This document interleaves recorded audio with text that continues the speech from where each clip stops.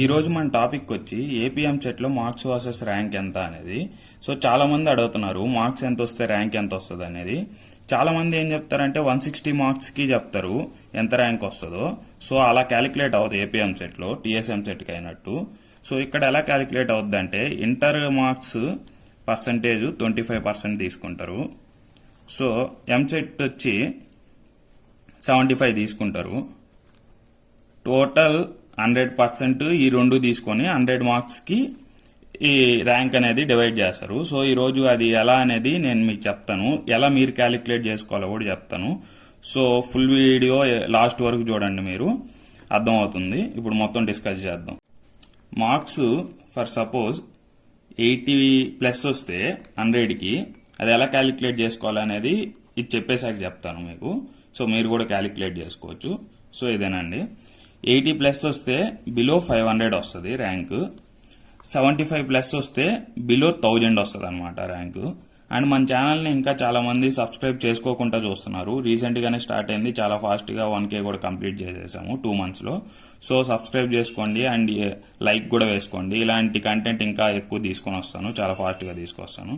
So ఎవరికన్నా ఏదన్నా doubts ఉన్నా కానీ కామెంట్ సెక్షన్లో మెన్షన్ చేయొచ్చు. అండ్ 67 మార్క్స్ వస్తే 1800 ర్యాంక్ వస్తుంది. సో మనందరూ టార్గెట్ ఎక్కువ 10K బిలో కాబట్టి 55+ రావాలి 100 మార్క్స్కి యాడ్ చేసుకున్నప్పుడు. అప్పుడు 10K బిలో ర్యాంక్ వస్తుంది. సో నెక్స్ట్ మనం చూసుకుంటే ఇప్పుడు ఎండ్ దాకా చూసుకుందాం. 53 మార్క్స్కి 15,000. ఇక్కడి నుంచి వచ్చే తలకి 1 మార్క్కి చాలా డిఫరెన్స్ ఉంటుంది. సో 53 నుంచి 50కి 25,000. అంటే ఎంత వేరియేషన్ ఉందో చూడండి. 3 మార్క్స్లో 10,000 అనమాట. అంటే 1 మార్క్కి నియర్లీ 3,000 వేరియేషన్ ఉంది. సో అది గమనించుకోండి, చాలా బాగా ప్రిపేర్ అవ్వండి. ఇక్కడ కూడా చూడండి 1 మార్క్కి 5,000 డిఫరెన్స్.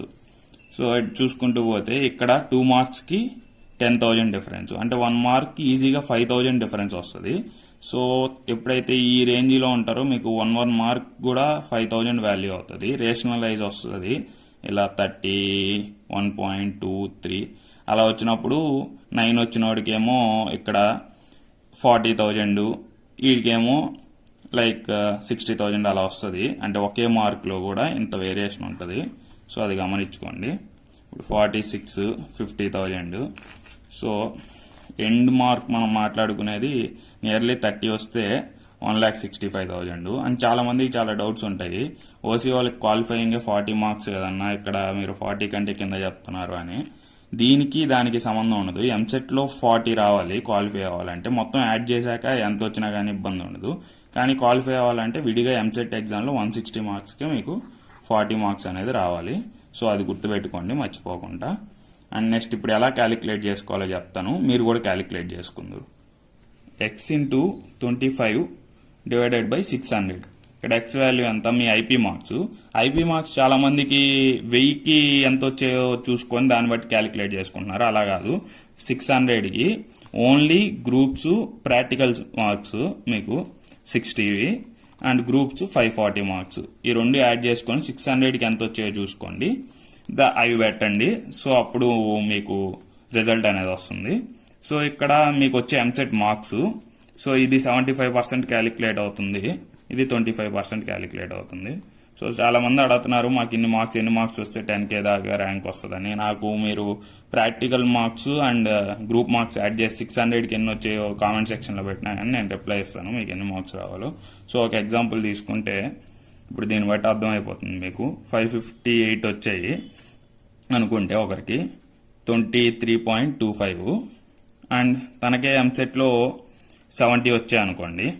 ఇప్పుడు 32, ఈ రెండు యాడ్ చేసుకుంటే ఎంత అవుతుంది మనకి 55 మార్క్స్. అంటే నియర్లీ మనం మాట్లాడుకుంది ఎంత, 10,000 ర్యాంక్. 10,000 కంటే కింద వస్తుంది, ఎందుకంటే మనం ఈ పాయింట్స్ కూడా యాడ్ చేయలేదు. సో ఇక్కడ చూసుకోండి, ఒకరికి 480 వచ్చాయి అనుకోండి ఐపీలో 20 మార్క్స్ అండ్ 55 వచ్చాయి అనుకోండి ఎంసెట్లో 25. సో 20 + 25 45. అదే 45 మనం ఎంత మాట్లాడుకుందాం, నియర్లీ అంతే 40,000 to 50,000 మధ్యలో వస్తుంది ర్యాంకు. సో ఇంత వేరియేషన్ అనేది ఉంటుంది. సో చూసుకొని ఎవరికైనా ఐపీఈలో కానీ తక్కువ వచ్చుంటే ఎంసెట్ కొద్దిగా బాగా రాయడానికి అటెంప్ట్ చేయడానికి చూడండి. అందుకే మీకు ఒక ఐపీఈలో తక్కువ వచ్చిన వాళ్ళకి ఎక్కువ వచ్చిన వాళ్ళకి 2 తీసుకొని డిఫరెన్స్ చూపించాను. సో కొద్దిగా బాగా రాయండి ఎగ్జామ్. All the best. మన ఛానల్ని సబ్స్క్రైబ్ చేసి వీడియోకి ఒక లైక్ వేసుకోవడం మాత్రం మర్చిపోకండి.